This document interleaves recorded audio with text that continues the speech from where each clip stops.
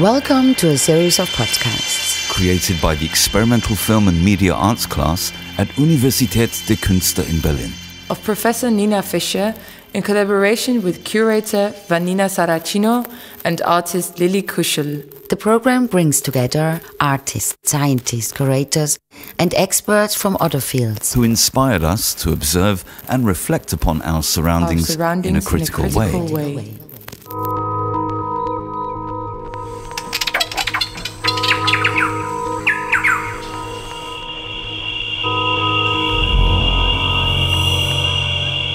We inquire into new forms of research and artistic strategies. And we are interested in a conscious shift of perspective. Perspectives that take a distance from anthropocentric worldviewings and binary thinking in a favor of a tentacular one. We share images, sounds, experiments, moments, anecdotes and videos, and thoughts that enable us to expand our sensing and understanding of a world within a more than human dimension. Hello everyone, and thank you for listening to this podcast.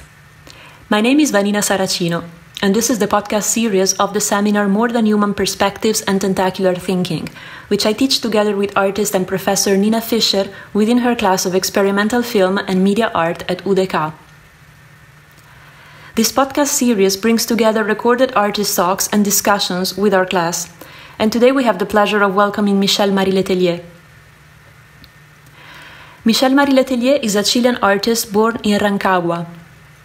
Her work spans across multimedia installations, photographs, videos, drawings, and objects, and it embraces orchestrated transformations of natural resources alongside an extensive interdisciplinary research into the landscapes where their exploitation and speculation takes place. Through her work, Letelier brings together different epochs, regions, and societies, examining political, economic, historical, and cultural aspects. In 2007, Letelier moved to Berlin, where her work focused on 5 different resources: coal, copper, saltpeter, wind, and more recently, salmon. Wild salmon and farmed salmon have become a central theme in Letelier's research, and she will talk today about her research experience and the reasons for this focus. So thank you very much, Michelle Marie, for being with us today. Thank you, Vanina. Thank you for the invitation. Thank you all for coming here. So I would like to start speaking right away with this project that I've been doing. I've been into the last 4 or 5 years. Because, well, my practice in general focuses on natural resources.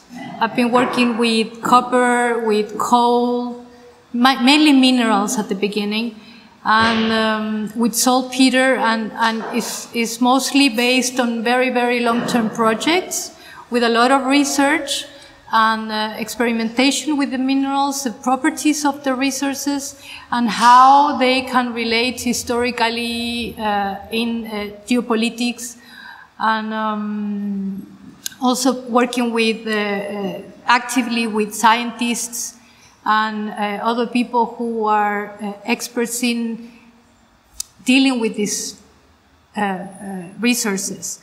But in case of salmon, how I came up with the salmon, I was invited by Caroline Tamper, which you know is a Norwegian curator, and she was doing a group exhibition in Tromsø in 2016. And by then I was dealing with saltpeter, with the trade of saltpeter, which is connected with the last commercial wind vessels that transported saltpeter through the oceans, passing through Cape Horn. This was, let's say, like the last half of 19th century, the beginning of the 20th century, which was a key time for colonialism, for genocide of the indigenous people, for many connections, historical connections that happened, at least in Chile, where I was researching. And it's always, I lived in my youth in the Atacama Desert, in the biggest open pit copper mine in the world. So that's why there was a point in my life that when the city where I was, or the town where I was born was getting buried under the earth, under the leftover material of the mining. And that moment for me was super important. And then I realized that I wanted to devote my artistic practice to deal with resources. It wasn't clear, of course, by then, but now it's getting a little bit more clear. So going back to the exhibition of Caroline, the exhibition took a phrase of one of the passages of the law in Norway. The living marine resources belong to the society as a whole. And this was the title of the exhibition. And they wanted to kind of dissect this phrase with, not only with artists, and this was the important thing of this exhibition. This exhibition, let's say, is here. I'm gonna go back. This exhibition was only this wall. They asked us to present something with that related to this phrase. But the rest of the exhibition, which was even more important, was a lot of public events that they gathered together fishermen or poets, politicians, artists, philosophers, to speak about what does it mean to have living marine resources that belong to you. So this was a very philosophical, ethical, and political subject, and that later ended up in a book. So by then, I was dealing with saltpeter, with the trade of saltpeter. So I was dealing with ocean currents, wind currents, the importance of the wind currents in the invasion of the Europeans towards America, for example, and then the subsequent colonization and extraction of the natural resources there. But then I was like, what does saltpeter has to do with Norway? Nothing to do. So I started to research, and then I came up with the fact that salmon is the main producer, is the main income, together with oil, or it's the second income after oil in Norway. And the second country that exports salmon in the world, the second bigger exporter in the world, is Chile. But salmon doesn't belong to the southern hemisphere. Never belonged to the southern hemisphere. It was brought by humans. So this issue was really attracted to me in terms of, okay, this is something to investigate. So by then I was reading, I remember, a book called 1,000 Years of Non-Linear History by Manuel Delanda, who said that, among other things, he was saying that he was writing about the history of humanity, but in terms of geological strata. So he was suggesting, as a way of metaphor, that cities are like the skeleton of the body of the society. So there's a relationship between the geological strata and the architecture in terms of calcification of society. Let's say cities, the cities are kind of like the skeleton of the society. So this relationship between the calcification, what it stays in the strata, and by then I was dealing with saltpeter crystals, the information that crystal has in the saltpeter, which is a crystal. I was interested in those ideas. So then I said, well, okay, so this is something to investigate here in terms of geopolitics, of course, but also in terms of what is this species? What is this species that is now a neocolonial tool? So I'm showing you this because this is the south of Chile, and this is like a protected pristine area, Cabo de Hornos, which, let's say before the end of 19th century was of course with these different tribes or indigenous communities in the Tierra del Fuego, in these islands that were very different from the rest, because there were people from the ocean. There were gatherers, there were canoe people. The women used to, I say used to because they're not allowed anymore. They used to dive and gather seafood. They were experts in diving and canoeing and so on. And right now, the very few communities that are left, and there are, because the political phrase say that they are extinct. This is not true. There are people still there, and they're resisting against the installment of new salmon farms. So, as you see, salmon is seen as a sacred species in the north and as an enemy in the south. So, with this thematic, I have been devoting the last 5 years researching and trying to put into dialogue the meaning of this species in terms of ethical issues, but also philosophical issues.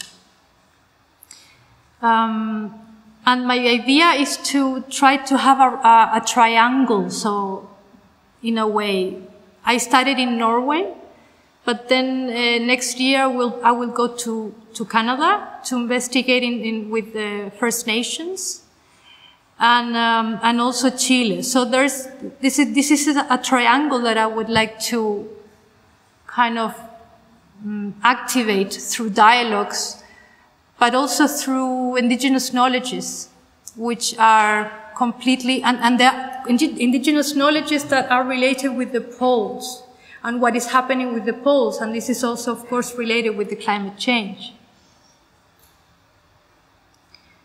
Here you see different geographies, but they're very similar. The one on the left is, I think it's Canada, it's British Columbia. The one on the right is Norway, and the last one here is Chile. So you can see very, very similar geographies, but in very different contexts and territories. So this is in 10 days I had to come up with a piece to show it in this exhibition. And as I said, I was reading this book, so I was really interested in working with bones, with the meaning of the bone, you know, like the calcification of a vertebrate construction. So the way I do my works is very important for me to have like a meaning of each material I use. So in this case, I was using coal, and then this part of the fish. This was 2 heads of salmon that I bought in the supermarket, and then I tried to dissect them, and the first idea was to crystallize them with saltpeter. But of course, this is a super difficult thing to do because the bones are really like a gelatin. So I ended up with a collection of different bones, and at the end, I just did this collage, just a small signal, you know, collage, and then I put the saltpeter crystals on it. So there's 3 different natural resources that are in dialogue here. But this was the starting point, you know. With this, I felt like, okay, so this is something I really want to dive into. So 2017, I went to a residency in Bergen, my first residency in Norway.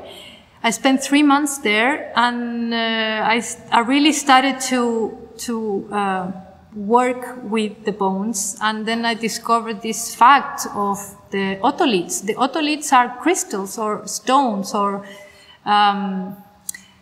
biomineral, they call it, that are very important for the scientists to study the life of a fish. So every vertebrate has otoliths floating in the ear. And in the case of the fish, it's very interesting because it's kind of like a cut of a tree. It grows in every season, gaining biochemical information about the life of this fish.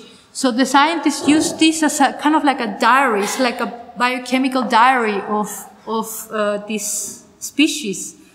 So they can know, for example, what kind of food they ate, or what was the temperature they swam, where exactly they swam, and a lot of information about this fish. So for me, it was interesting to think of these as a kind of like a diary of the animal, and also the fact that they're not bones; they're crystals. So there's like a mineral component in the bodies of all vertebrates that are also related with the fact that we have,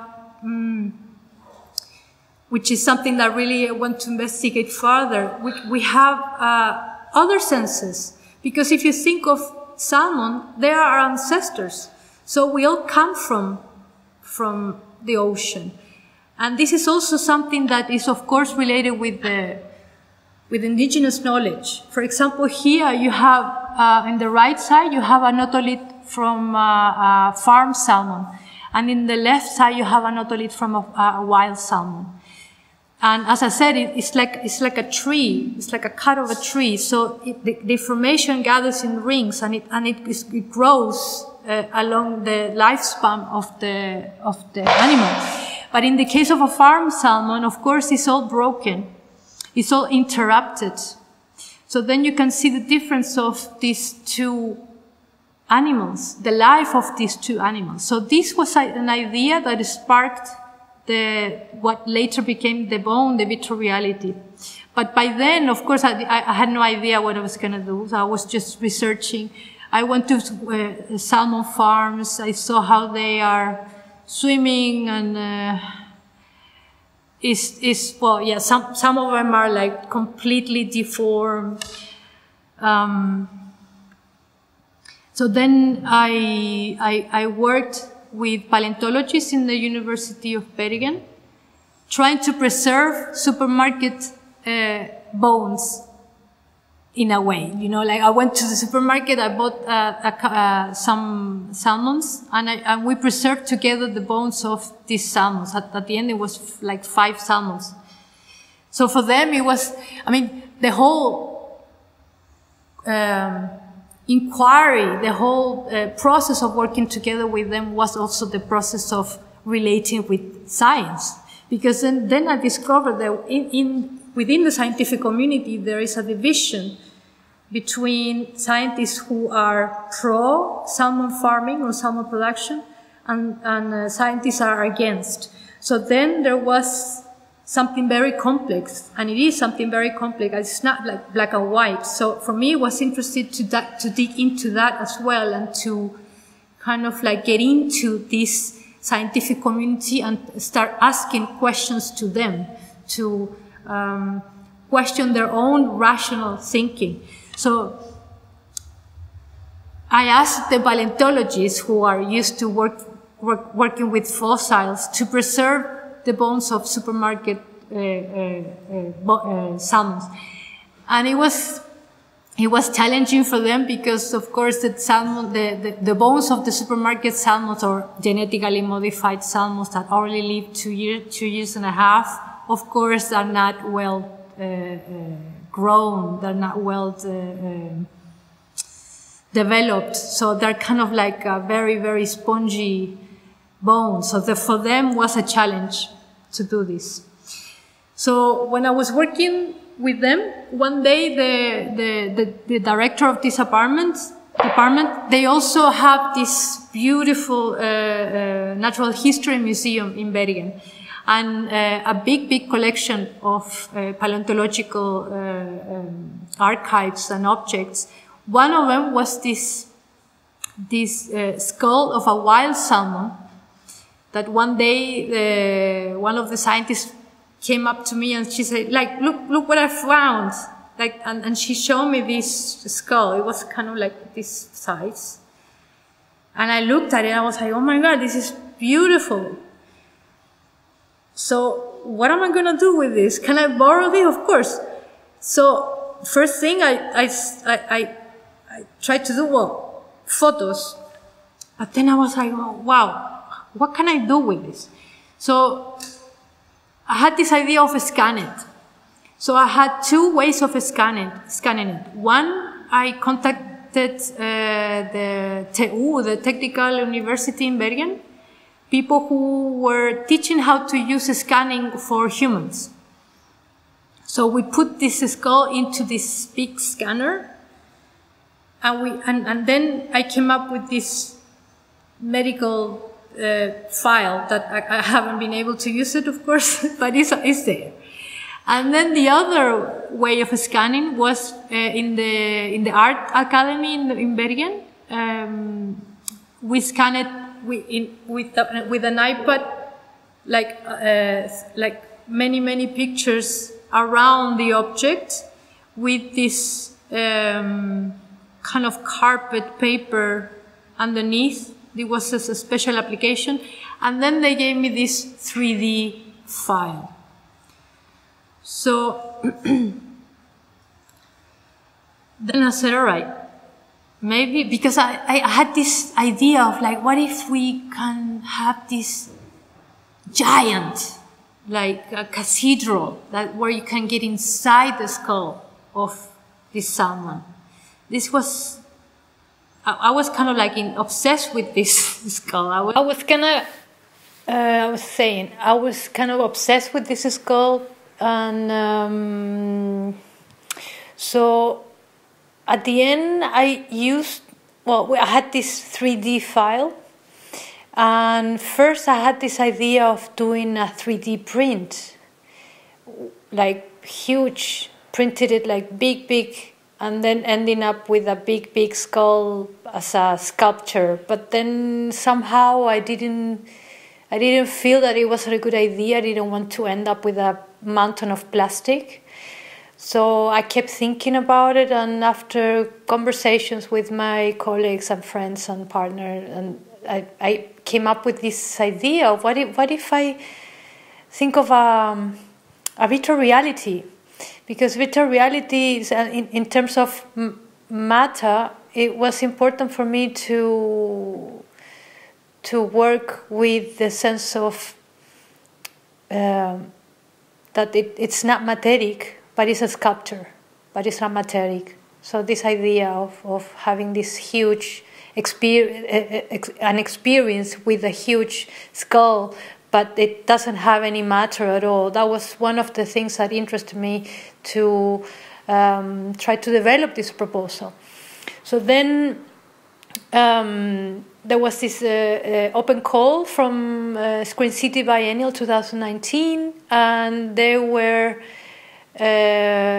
suggesting the topics very similar with what I was working on. So I decided to apply, and I applied with this crazy idea. I never thought I was gonna get selected with this idea. Just copy paste what is needed to do a virtual reality. Never had any idea of how to make a virtual reality, and I still don't. So yeah, I did this proposal and they selected it. And then at that time, doing this proposal, of course, there was this exhibition in Academie der Kunst about the Jubiläum, the anniversary of the Bauhaus. And one of the pieces was this beautiful virtual reality called Totale Tanztheater. And it's been, like I would say, it's been the most beautiful, elegant, well-made virtual reality works that I've seen. And when I got selected and I was asked, okay, so who do you want to work with? I said I want to work with them. So we set up a meeting together with Daniel Arriado, who is the founder of the Screen City Biennial. And we told them about this idea, and first they didn't understand it much, but then they got it and they really liked it. So we started to work together in cooperation also with Artificial Rome, which is the studio that created the virtual reality, made it possible. So, yeah, this is how the bone was born. And of course, after that, it was a matter of, okay, so what do we do with this? What do we develop in this virtual reality? Because this is about storytelling, so it's not only about having a big skull and then you are inside of it, but also telling a story, what happens when you're there. So then that's why I started to combine all the research that I was doing previously, and I imagined these two otoliths floating in the middle of the skull, displaying basically two parallel stories. One of the otoliths represents the captive salmon, and the other one is the wild salmon. So then we started to work with sound, and how sound reveals like a flow of consciousness of this wild salmon. So this is about the salmon that had this skull, and we can hear the flow of consciousness of this salmon trying to remember how was its life, his life, because what the information I could gather from this skull, it was a male salmon that died in the 60s. So with this information, I tried to connect with this flow of consciousness of this salmon. So then he was trying to remember and describing how his life was from the moment he was in the river, going to the ocean and then coming back to sacrifice himself. And also asking himself what about his cousins? How was his cousin's life, the captive salmons? So then he incarnates the captive salmon's life, and then he starts to describe his cousin's life, which is so different. So these two parallel stories are worked in a script together with Martin Lee Müller, the writer of this beautiful book that has been the backbone of the whole project. So we worked with him doing the script, and then he also provided his own voice, and then we recorded his voice for the English version of The Bone. So this is how the virtual reality The Bone was born.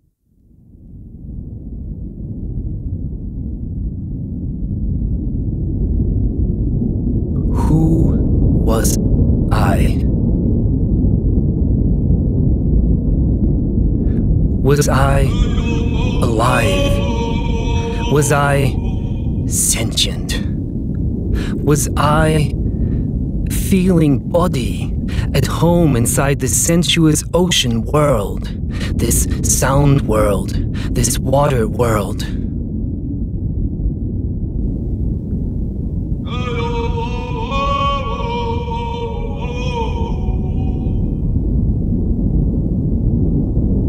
And who are they, my captive cousins?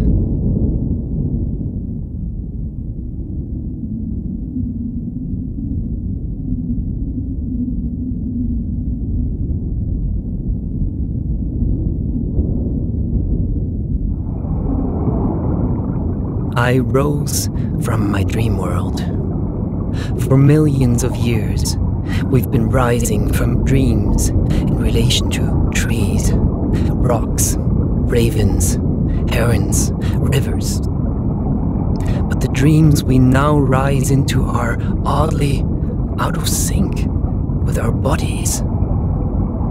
I am born, made, constructed, inside a techno nowhere.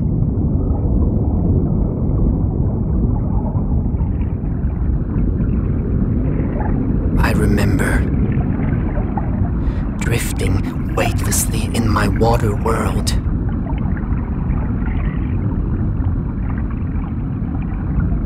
I remember leaving the river and cascading ever deeper into the ocean's somatic sound world. I remember coming home inside the limitless blue.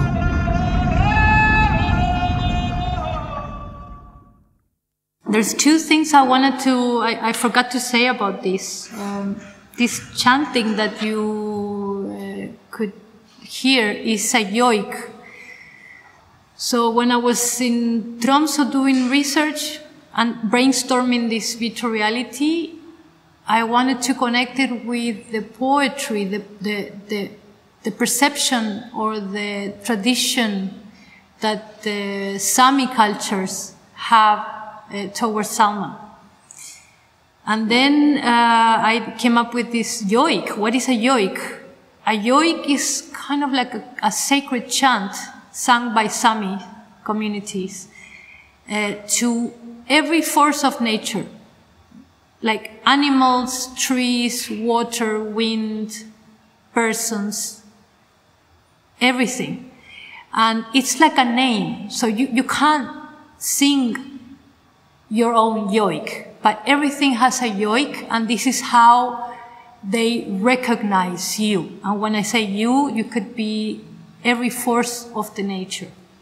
So this for me was a beautiful idea that I really wanted to explore. And then I met Ande Zombie. Ande Zombie is a professor in the University of Tromsø. He teaches indigenous law.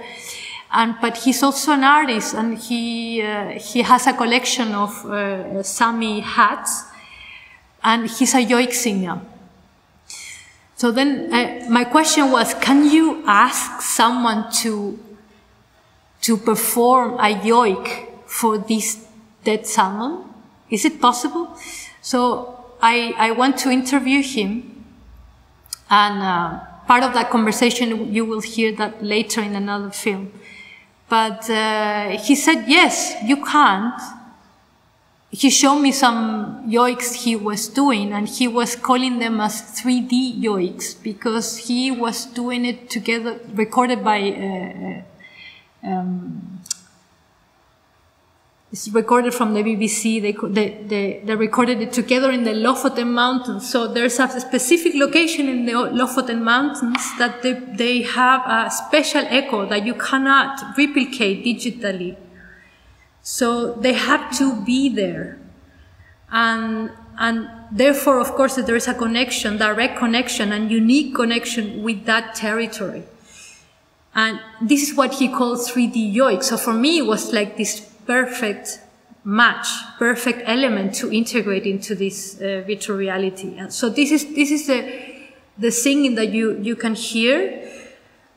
But this is a singing that it's a piece that he lent to me. It wasn't published. He recorded, but he didn't publish it. But the idea, which we're supposed to do it now, like yesterday, was to record, to make it real, to record a yoik sung specially dedicated for this salmon that had this skull, and then integrate that yoik into this virtual reality. So this virtual reality is not finished yet, so we have to do that, and that's the last part that we have to do in order to finish it. This is one thing I wanted to say, and the other thing is that all the texts, the texts that you are listening were developed together with Martin Lee Müller, which is a German eco-philosopher based in Oslo, who wrote this amazing book, which has been like my backbone of this project. It's called Salmon Being Human, and it's a beautiful book that it analyzes from the enlightenment or from the rational thinking that began with Descartes, maybe, philosophically, analyzing the whole history of humanity in terms of rational thinking and empirical science, towards the production of Norwegian salmon, and what it is to nowadays to relate with this species. And so I contacted him when I was doing the research, and then we started to work together. And I proposed him that we could develop this script for this virtual reality, and this was, of course, highly inspiring in this book. And the voice that you hear is himself. So he not only wrote the script together with me, but he also recorded the voice. So then it came the challenge of how to present this virtual reality. Of course, you can do like, okay, computer, headsets, and that's it. And this was also a possibility. But the idea of working in a public space was also the challenge. How to present a virtual reality in public space. So this was not an easy task. I spent the whole year, 2019, trying to figure out the way how to present this virtual reality. Because for me, I have to say, I have like a sculptural mind. So it started with the skull as a sculpture, but also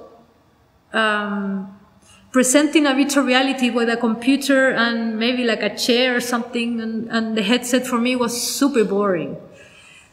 So I really wanted to challenge this presentation, how to present this.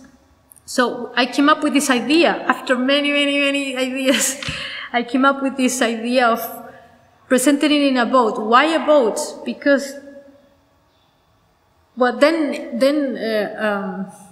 after I presented, it became more clear why it had to be presented in this way. But at the beginning, when I had this idea, was because it kind of well, first of all, it was presented in this ferry terminal, surrounded by windows, looking at the ocean.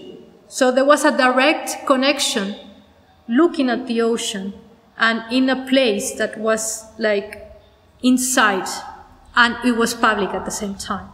So that was one thing. The other thing, it was, what if we presented it in the boat as a way of a mental journey, but also in terms of object, this object that after I presented it, there are some people that have criticized it.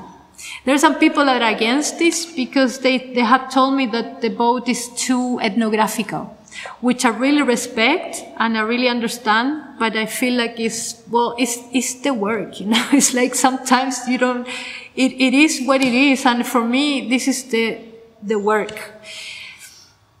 So, but then after that, with the feedback of the people, there was also this element that I really liked, that once the people got, because the idea was that first you could see, you enter the room, it was like this big room, and then the boat was in the middle. So the first thing you see is an empty boat, which is an inside a room, which is kind of weird by itself. But then you had to get inside the boat, and then you receive the headsets. Not before. Once you're inside the boat, you receive the headsets. So then you had to situate, the public had to situate themselves inside of this object or this sculpture, in a way. So then the journey starts. And once they are seated, they can touch the wood. And for me, it was very important that the boat was an old boat, fishing boat, rowing boat, wooden boats. So at the end, according to the feedback of the people, there was a relationship that I found very interesting, a sensual relationship between the old wood and the bone. touching the old wood relate the public sensually with the texture of the bone. This was in the Screen City Biennial that Daniela created together with Vanina. And this was last week in the Festspilen, or the Arctic Festival, in Harstad, in the north of Norway. Which was again in this location looking at the ocean.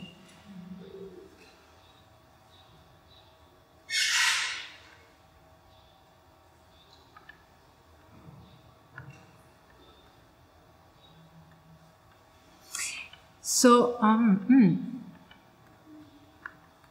what is this? Okay. So yeah, this is the bone. And the other project that I wanted to talk to you about is the bonding, which is a work in progress.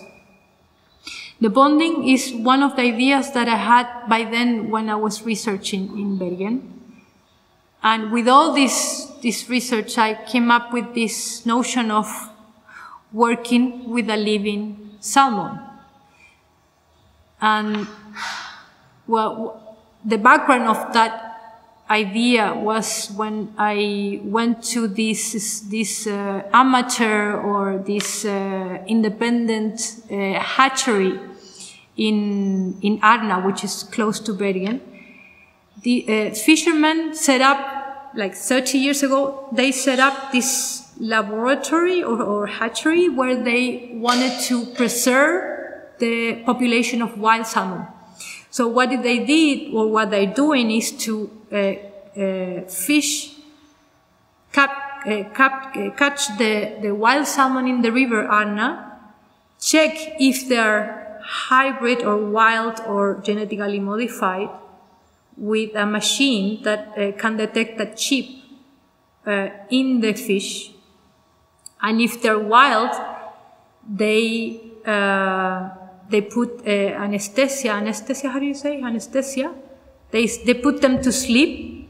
They take the eggs of the females, the sperm of the males, and then they fertilize the eggs. They put them in the hatchery, and after a while, they put back the eggs to the river. So for me, it was like, oh my God, what is this? This is a completely cyborg procedure. So then I understood the boundary between wild and genetically modified, or wild and captive, is really very ambiguous. So, where is this, in Norway? In Norway. And this is something very common. I mean, it's not like out of the, no, it's something that they've been doing it for a while. And of course, there's ethical issues as just asking, like, okay, so is this still wild? Are they still wild or not? So there's this very complex relationship between humans and this species that we can call it wild or not, or does wildness exist in this species? Maybe not anymore. So this research sparked this idea of really working with a salmon. And at the beginning, it was, all right, let's work with a genetically modified salmon, and let's try to have a bonding with this, if there is a possibility to have a bonding with that genetically modified salmon. So, and another element, when I was doing this research, I met the cinematographer Carlos Vázquez and in Bergen, and we started just to do experiment with film. And he went with me to, when I was working with the paleontologists, we filmed some scenes working in the lab, working with this supermarket salmon in the studio, and so on. And then he told me, you know what really film is? Film is an arrangement of crystals that organize themselves or react themselves photochemically. So for me, it was like also like, okay, so this is something here, again, the crystal as a holder of information, as an archive. And this relationship between this technology, you know, like showing a super clean laboratory with this dirty analog medium, there was something for me that was really interesting to explore. How can I subvert this scientific environment? So then I came up with this idea of having this relationship in a lab or with a genetically modified salmon, but showing it through film, through a dirty, grainy aesthetic. So there's this film that we made together as an exercise, but then for a screening later on, I was asked to add some sound. So then I had this idea of connecting the conversation or extract of a conversation, the first conversation that we had with the zombie back in Tromsø in 2019. So this is the result. It's called Outline for the Bonding. Do fish have an integrity at all? Is it something that you can't do to a fish? Do fish have something that is so valuable that you can't touch that? And for salmon, this becomes that they are, if anything is born free, then the salmons are born free. Can you capture such a free thing? And that, of course, touches the question of the ethical question about domestication in general, but when you meet the issue of domestication with such a free thing as salmon, such a free being, and then you can step in even further into that question, asking what about the genetical integrity? Can you then modify the salmon's genetical configuration? And we humans have been doing that with dogs, for example. But again, you meet that question with an extreme variation, because it is such a free being. Can you do that to the most free being that is? So that, yeah, there are a lot of consideration, and also this consideration that what do you eat when you eat a domesticated salmon? Will you also eat the domestication? Will you be a little bit more domesticated? That was the film called Outline for the Bonding. And then December 2019, after I got enough funding to do this craziness, I started with the bonding. And I started with 100 eggs of salmosalar in the Institute of Marine Research in Norway. And this photo is the first moment where they put the fertilized eggs into the hatchery. And from that moment till now, I've been well, let's say trying to have a bonding with these animals, but of course it's been beyond that, and it's a total contradiction that I would have to say it's been the most difficult project that I've done, because dealing with living beings in a tank, being away from them, is not easy.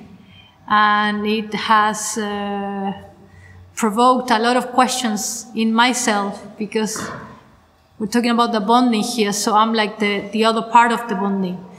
So in terms of documentation, it's 2 parts. Every time we go there together with the filmmaker, we film it in 60mm. And the rest of the time, I try to connect with them through Skype. There is, I'll show you. These were, but they were eggs.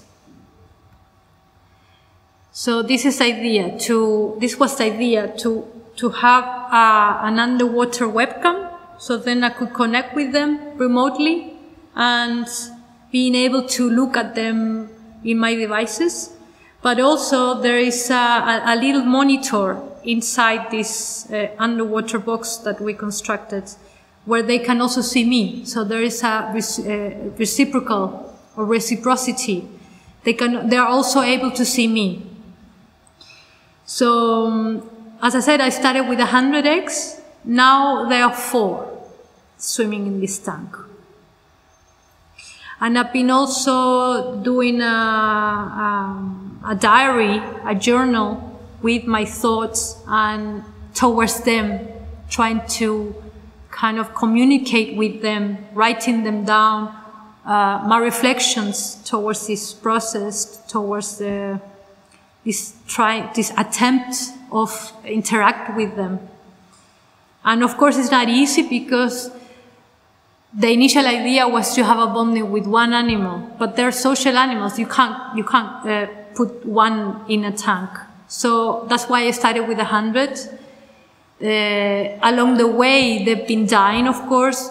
I've had to eliminate them also, in part because of the pandemic. I couldn't travel last year. They were getting big. They had to be changed to another tank. I wasn't there, so they had to eliminate. So the whole process is also been, of course, a bonding with the scientific community, and to try to question their own research or permeate their own research, rational researches, with my own research there in their laboratory, and try for them to get involved in this process as well. So the last time I went there was November, together with Carlos, the cinematographer, and I was able to swim with them. We put this camera in like a glass box or aquarium, and then we were able to film inside the tank.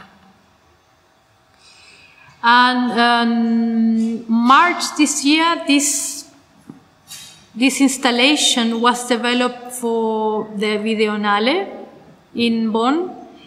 So what I did was to present kind of like what I call expanded or extended installation of Outline for the bonding. They wanted to present this film that you just saw, but also in this installation. So I also included this monitor with the live streaming of the fish swimming in the tank. So there's this dialogue of 2 technologies that I am really interested to play with. I mean, for one side is this virtual reality, this 60mm film, and then this live streaming. So here I show you some photographs of the surrounding. This is where they are. And these are some frames of the film that I haven't shown yet. I've been collecting this footage. And I will probably end up with either an edition, projection of this film, or different channel projection. I don't know yet.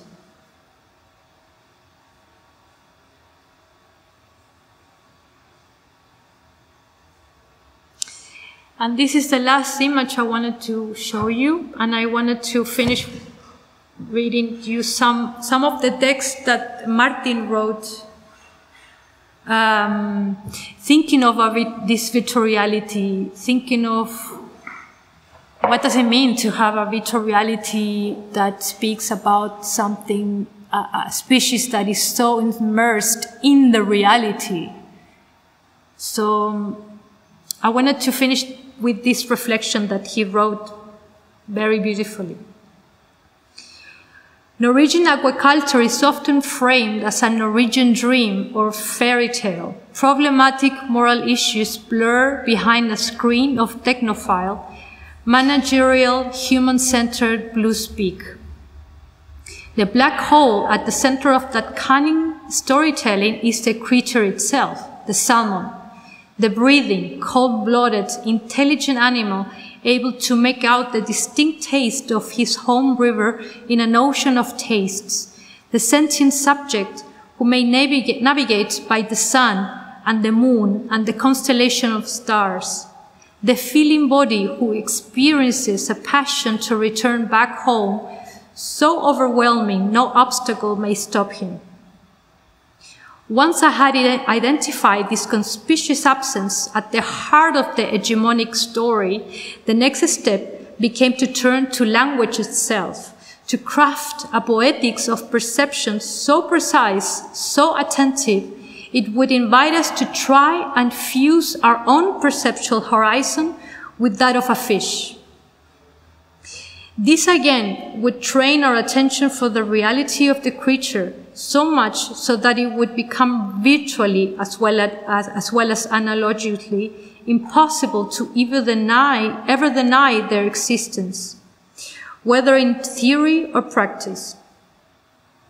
Like a school of mackerel that makes the fjord boil like a witch's cauldron, or like a lone raven's horse caw-caw-caw, one foggy November dusk by the shore.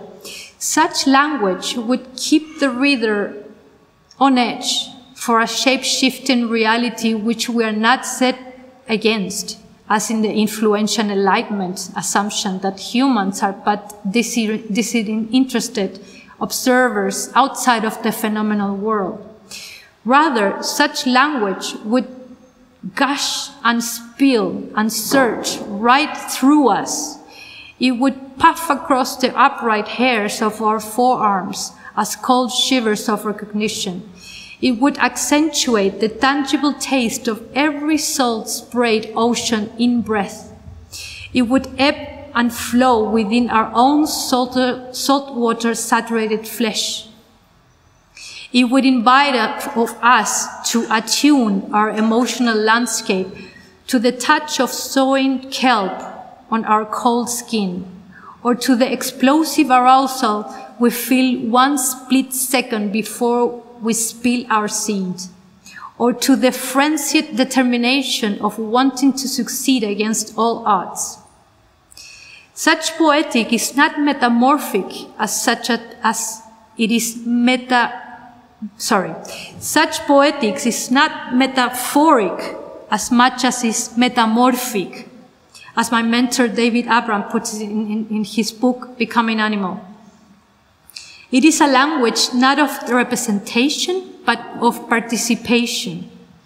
Its measure of accuracy is not the degree to which it allows us to describe the world as if it were an objective, determinate reality outside. Rather, it is accurate to the degree to which it allows us to find ourselves partaking of an animate earth, to inhabit this world as feeling bodies rocked by the tidal forces, tugged by the moon, pounded by the midnight rains. It is how we can grow increasingly aware of, curious about, and caring towards the many other styles or dialects of being a feeling body, whether they are winged, tentacled, barked, rubber skin, furry, or cold-blooded. Thank you.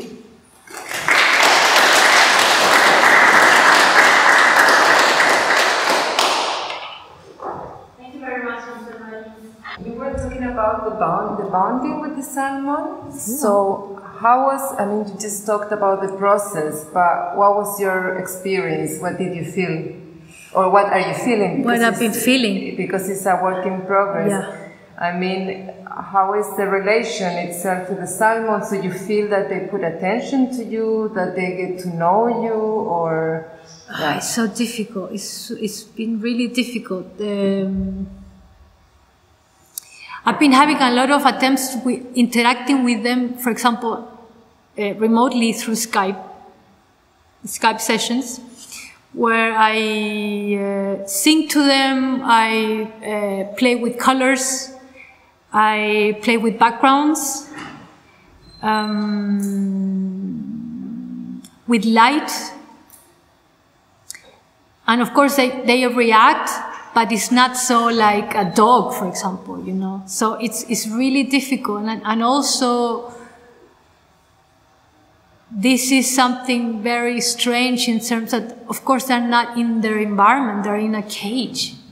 So there's current in this cage, they need currents. So they swim against the current the whole time in circles.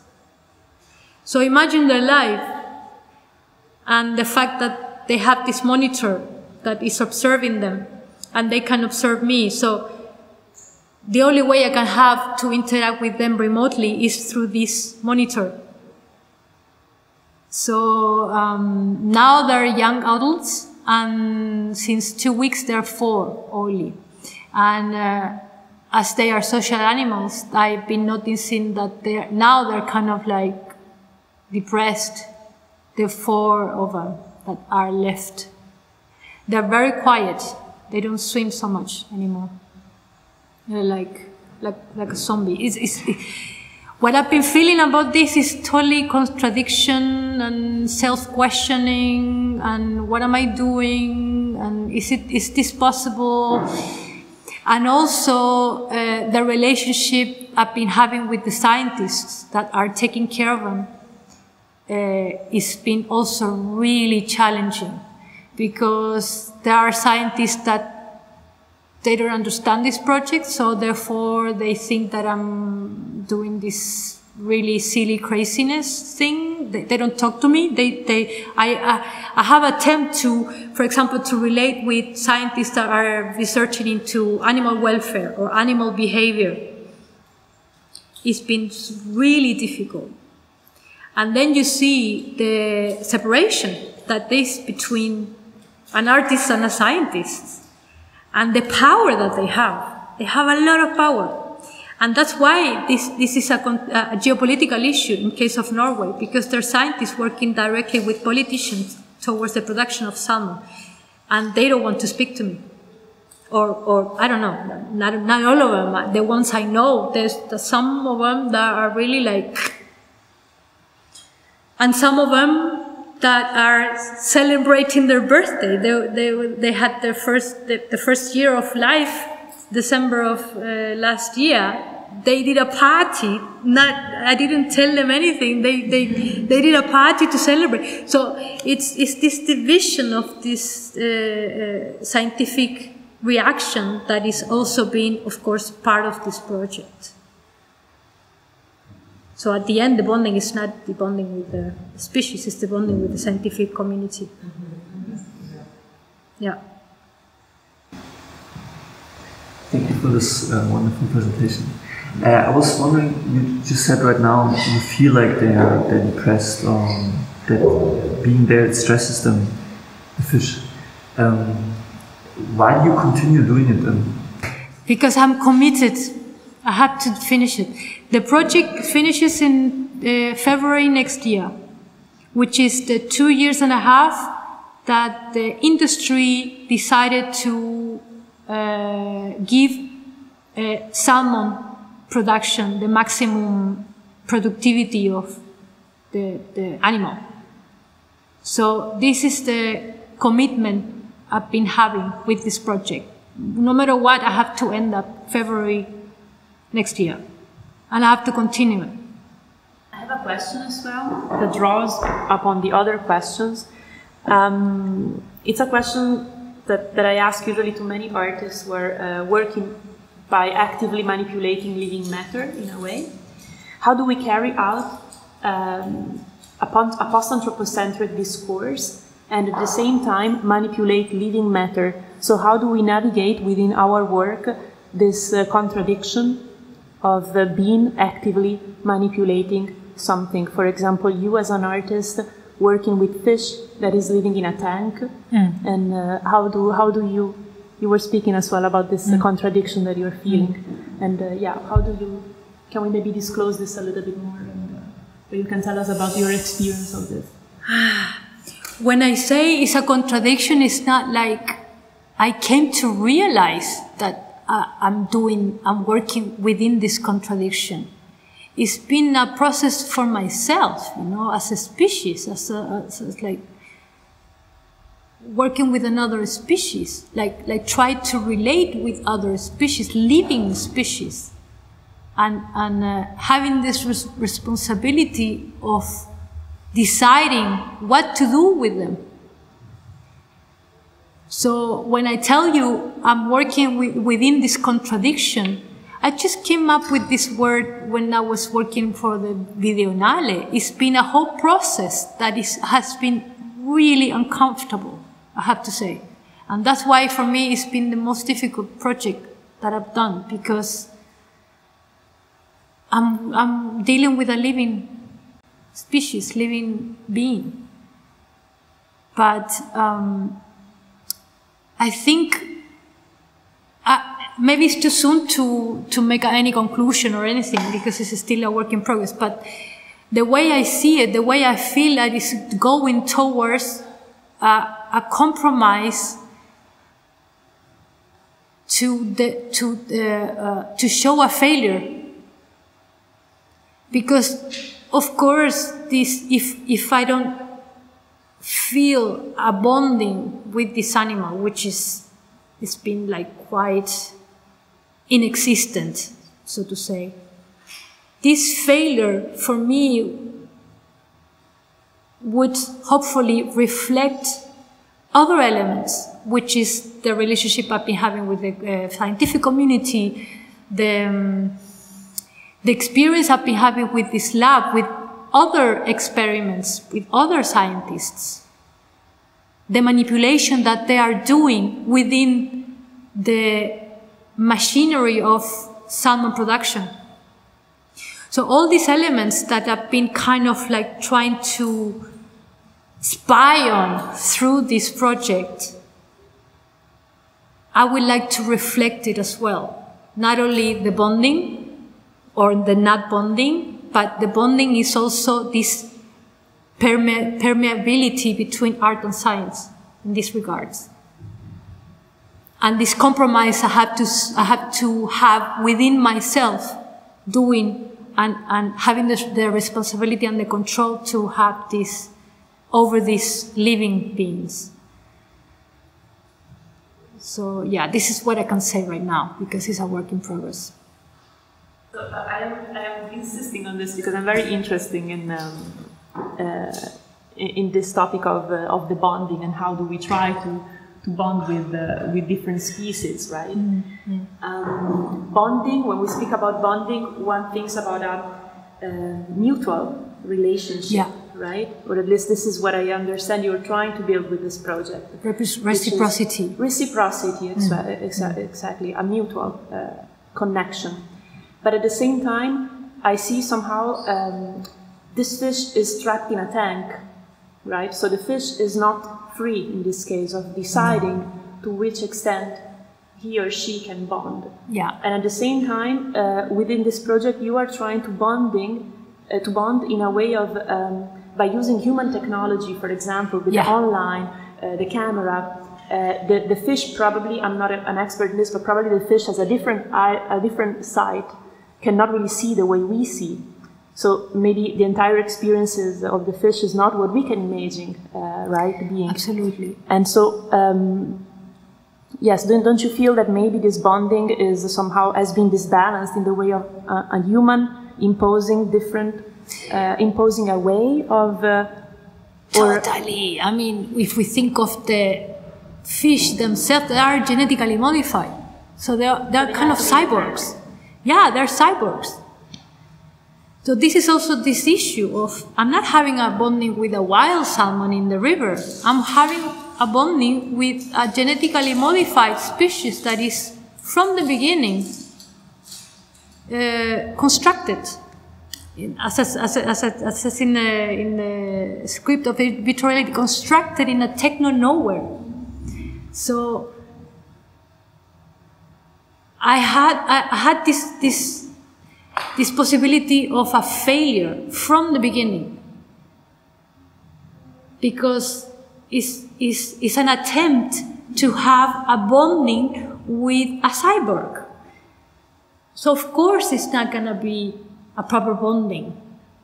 But I guess by showing that, I'm criticizing science. This is at the end what it's all about. Criticizing the rational thinking.